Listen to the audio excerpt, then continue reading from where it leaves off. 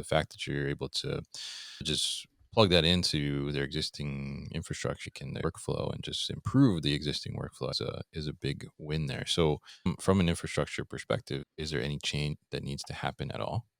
Integration with Wi-Fi. There's always an IT dimension, and we're integrating with the WMS.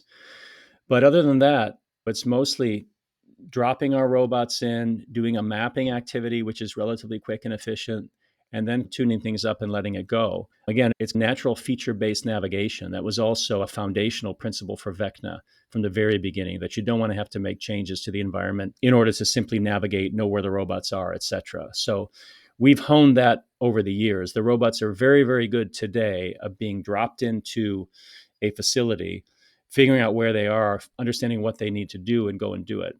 And the last thing is the equipment that we use at Vecna. This one is really important and something I loved when I joined the company. I won't take any credit for it.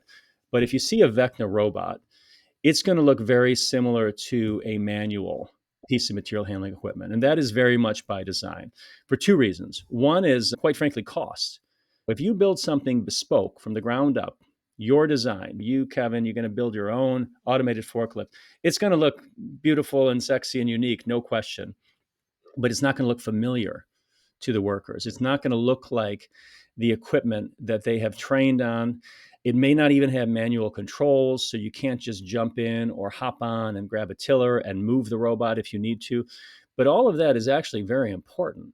So to me, there's two dimensions of wins in using and obviously modifying these standard manual pieces of material handling equipment. One, we save on cost because we're bootstrapping off of our vendors, our partners, our forklift manufacturers, their existing volume, right? And number two, it's familiar to workers and they can operate it in manual mode very easily, kind of trivially, no training required for that, right? Because they're already comfortable with that type of system.